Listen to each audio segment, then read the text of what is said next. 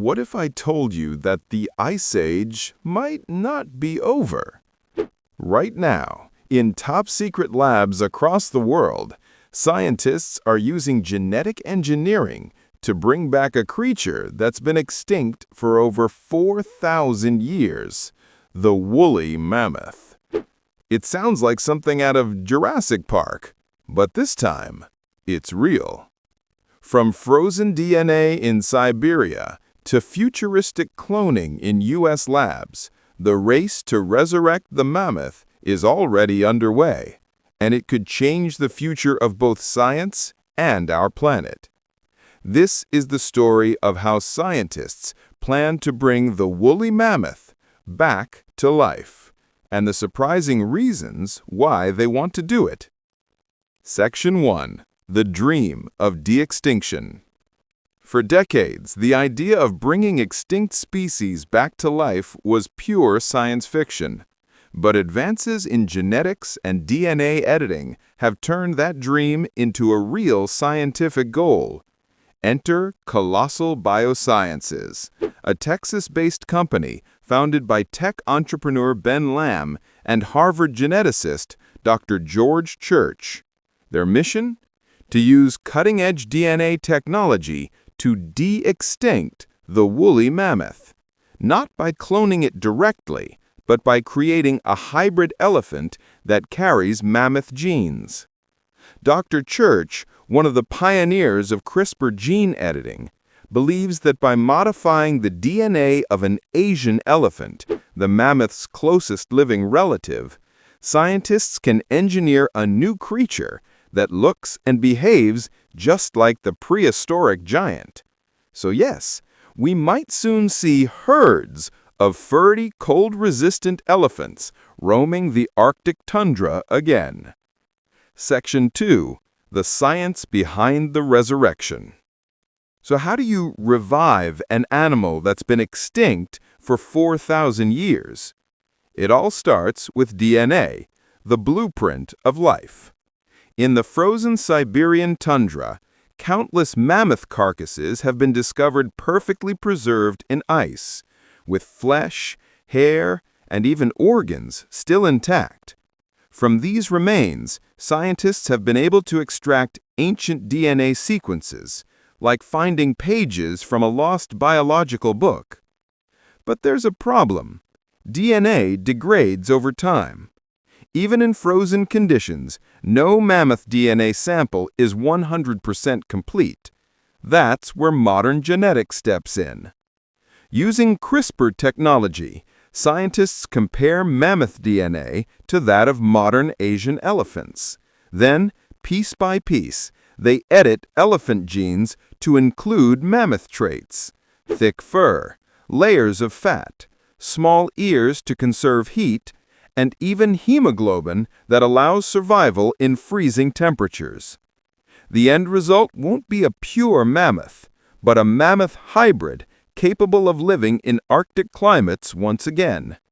It's like rebuilding a lost symphony, note by note, using a modern instrument. Section 3. Why bring back the mammoth?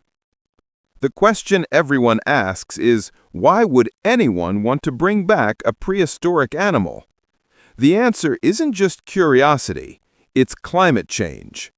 The Arctic tundra stores massive amounts of carbon trapped in permafrost. As global temperatures rise, that permafrost melts, releasing greenhouse gases that accelerate global warming. Scientists believe that by reintroducing mammoth-like creatures to these regions, we could restore the grassland ecosystem that existed thousands of years ago. Mammoths were ecosystem engineers. They trampled snow, knocked down trees, and encouraged the growth of grasslands, which in turn reflected sunlight and helped keep the ground cold. In theory, herds of modern mammoths could slow permafrost melting and reduce carbon emissions. So this isn't just about bringing back a lost species. It's about trying to heal the planet using the past. Section 4. The Ethical Debate. But with great science comes great controversy. Not everyone believes de-extinction is a good idea. Critics argue that focusing on resurrecting extinct species could distract from saving endangered animals alive today, like elephants, rhinos, and tigers. Others raise concerns about animal welfare. Would hybrid mammoths suffer in cold environments?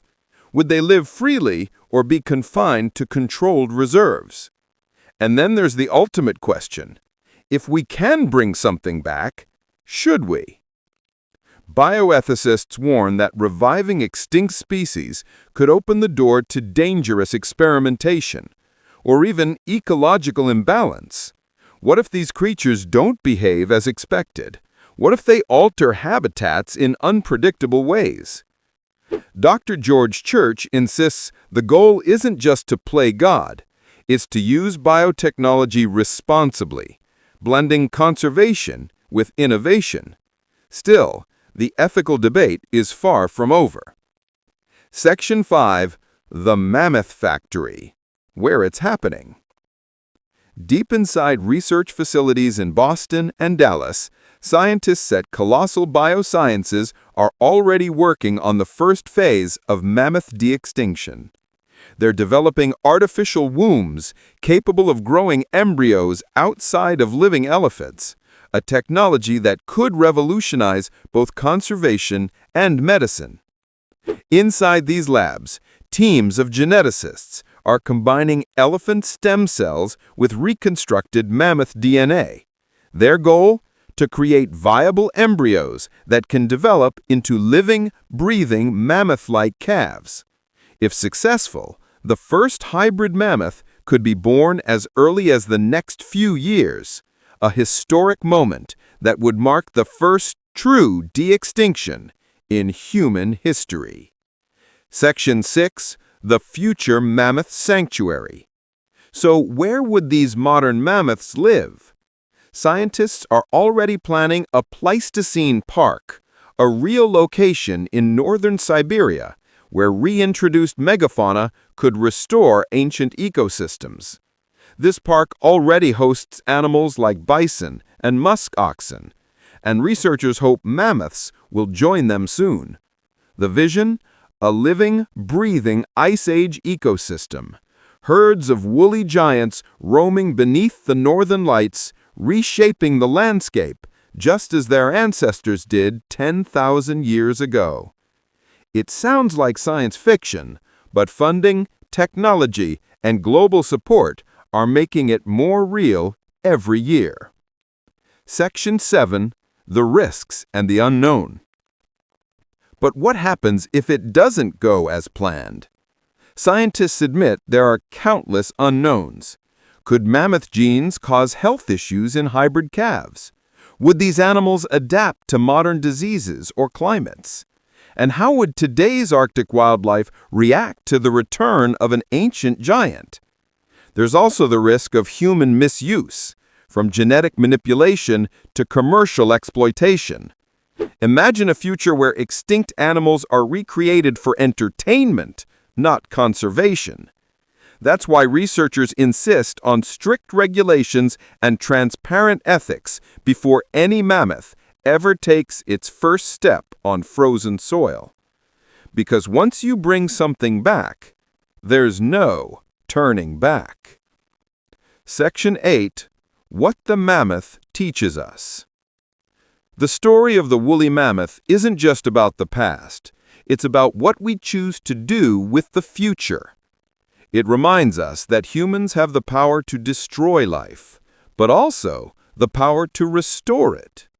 Whether it's resurrecting an Ice Age icon or saving today's endangered species, the real question isn't about playing God. It's about becoming responsible guardians of creation. If mammoths do walk the earth again, they'll symbolize not just what science can do, but what humanity should do. So, what do you think? Should scientists bring back the woolly mammoth, or should some creatures stay in the past? Let me know your thoughts in the comments below. If you loved this journey through time, don't forget to like, subscribe, and turn on the bell icon, because next week, we're exploring the shocking science behind human cloning. How close are we, really?